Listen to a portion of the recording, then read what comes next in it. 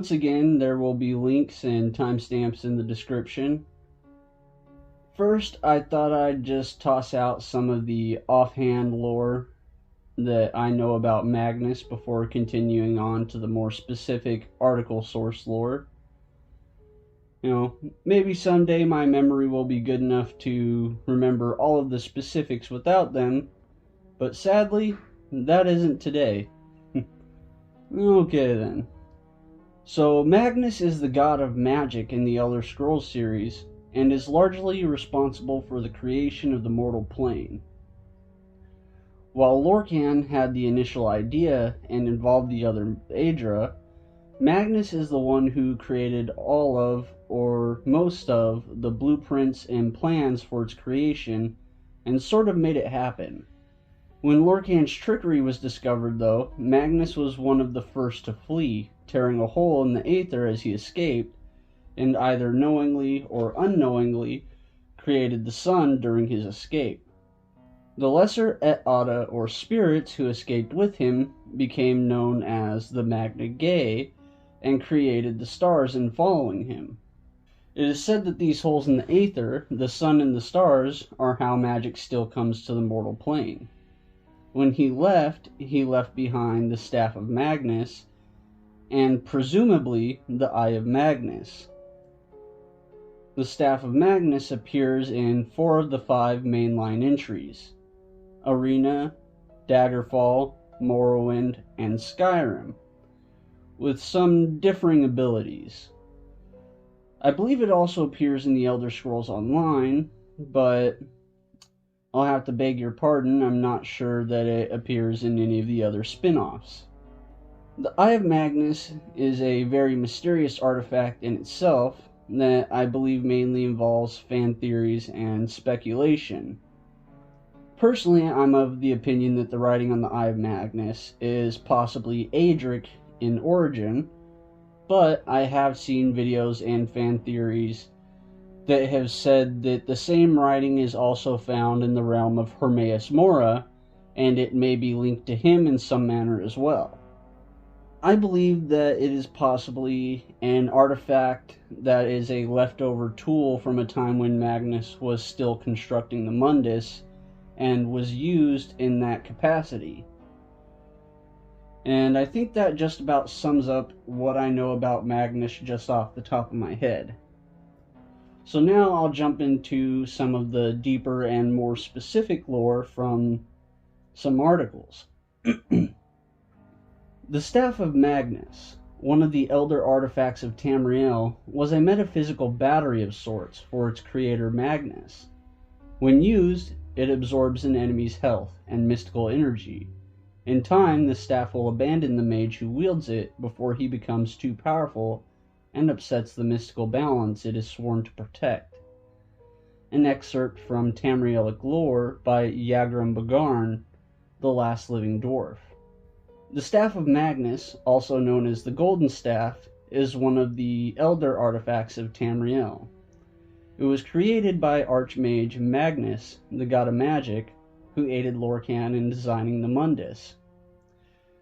It served Magnus as a metaphysical battery, but remained behind when the god fled Mundus in the Dawn era.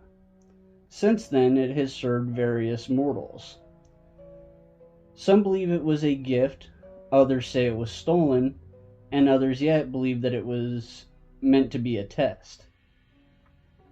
In appearance, it is a metallic staff, typically of ebony or even daedric quality, often with a sphere at the end of it.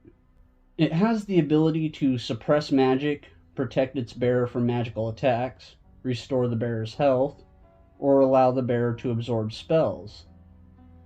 It can also be used offensively, as a blunt weapon, and to absorb an enemy's magicka and eventually their life force. The staff can also be used to manipulate the Eye of Magnus, though their true relationship is unknown. The known history of the staff begins in the Second Era. By Second Era 582, the staff had come into the possession of the Aldmeri Dominion. It was brought to a secure vault in the newly built city of Marbrook in Greenshade for safekeeping. However, it was then stolen by Vicereeve Peladil for the Veiled Heritance, who had resurrected the recently deceased Prince Naaman as a lich. Naaman's shade took the staff to Hektahame, an Iliad ruin where the heart of Valenwood was kept, and began the process of using the staff to raise an army of undead there. The Heritants hoped to defeat the entirety of Valenwood by corrupting the heart, turning it into an evil realm known as the Shadowwood. However, the Dominion was successful in infiltrating the ruins and defeating the Lich Lord, and the staff was returned to Queen Aerin. In the Third Era, Magnus was rumored to have entrusted a map that led to the staff to a member of the Blades. It is said they used this map in an attempt to find the staff, but were never seen again. During the Imperial Simulacrum, it is said a group of necromancers attempted to gain the Staff of Magnus, going so far as to silence any other competition seeking its location. Despite the threat posed by this group, the protagonist of Arena, the Eternal Champion, obtained the previously mentioned map from the perished Blades member. The Eternal Champion then retrieved the staff from either elsewhere or Valenwood, depending on which account you hear. In Third Era 405, the protagonist of Daggerfall, the Agent, claimed the Staff of Magnus after defeating an Archlich, whereupon he found a clue to its location. The Agent tracked the staff to a branch of the Mages Guild that had reportedly stolen the artifact, though there are conflicting accounts that claim the artifact retrieved may have been Chrysamere, the Necromancer's Amulet, or even possibly the Warlock's Ring. A fake copy of the staff also appeared in the Iliac Bay before the Warp in the West occurred. It was created by a mage in an attempt to bribe an agent of Nocturnal who was sent to assassinate them. The fake staff functioned identically to the original artifact, but crumbled to dust after several days.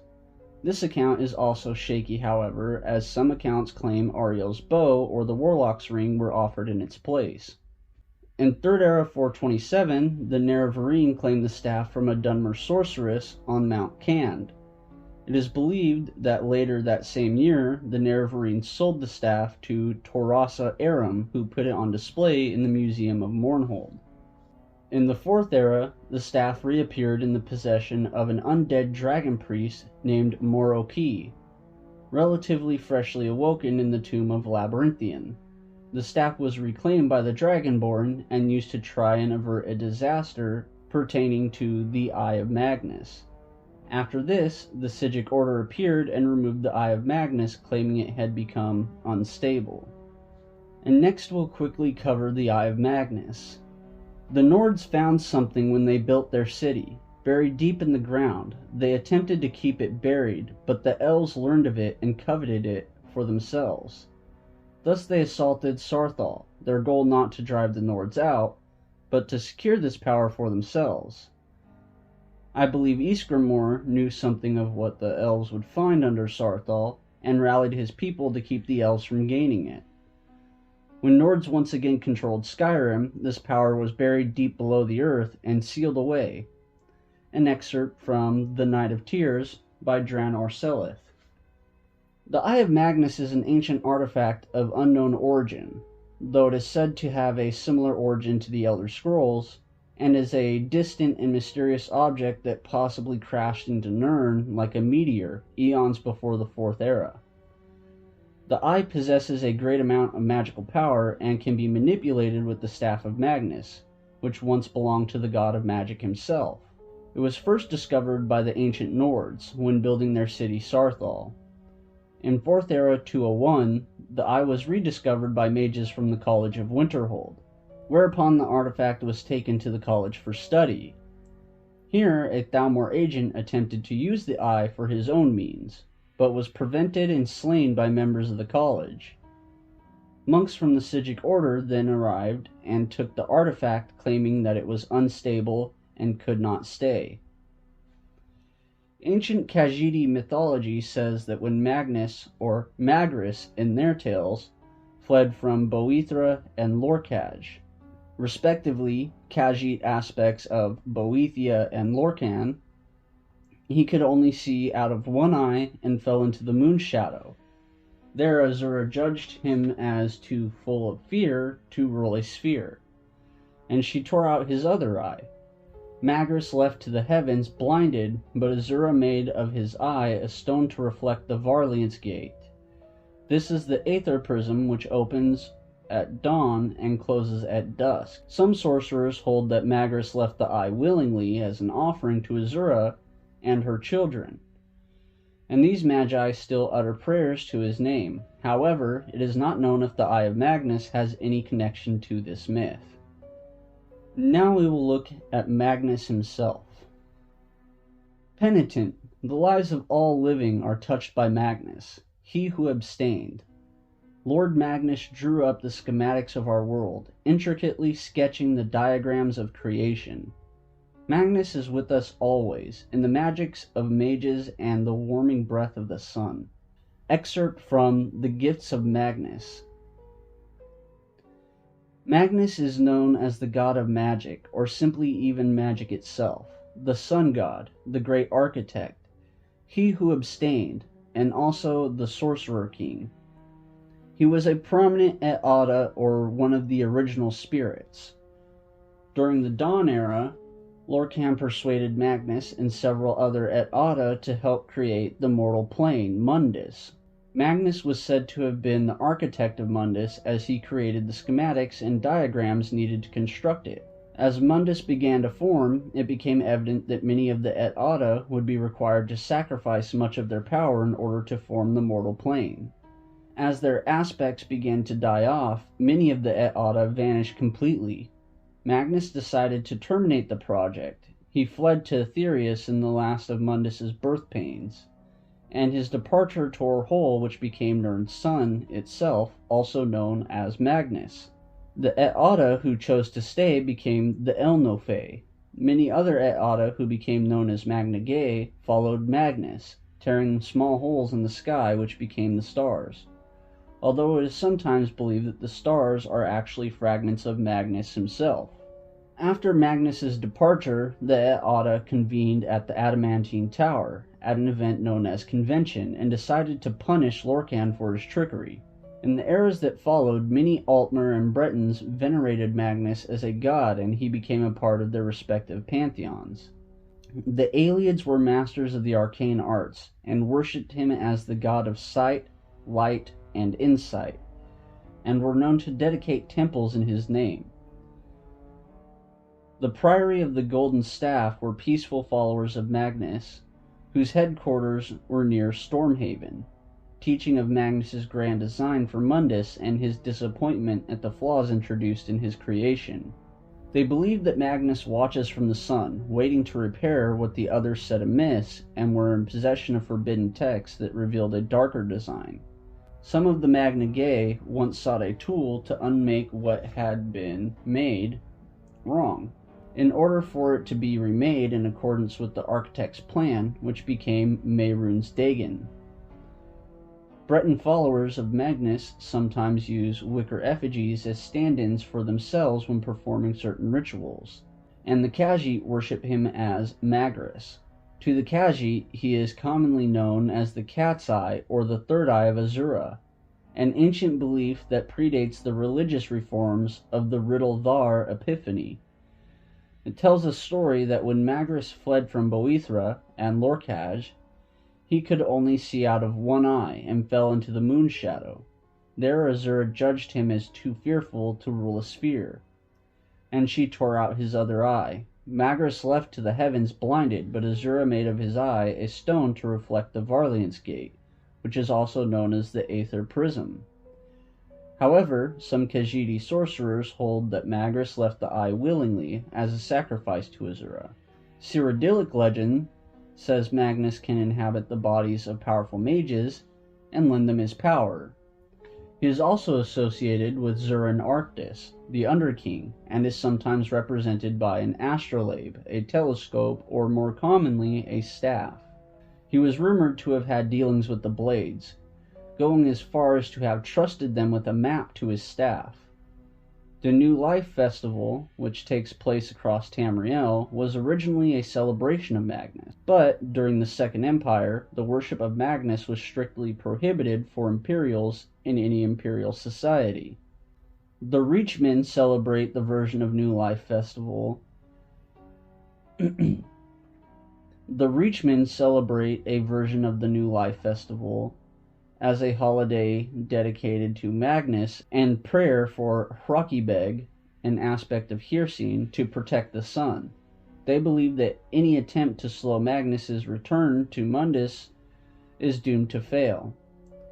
Imperials do not consider Magnus as a divine, for though he gave much, he did not give all. His Adric nature is not in question, but he is not worshipped. His gift of magic is also considered dubious and treated with great suspicion. Lastly, the Red Guards of Ababan Gora celebrate and worship the sun on the 1st of Midyear, also known as Drig Rizim. I apologize if I mispronounce that, which is considered the hottest time of the year in the region. To them, the sun is known as Dai Beith. Again, I apologize if I mispronounced that. One more topic that seems to have importance to Magnus is the Varliance Gate. While I couldn't find any articles specifically about the Varliance Gate, I could find articles on Varliance magic. And I will quickly cover that article on Varliance magic, and as usual with an excerpt. The influence of Aetherius, the plane of magica and spirits, upon Nirn is unquestionable.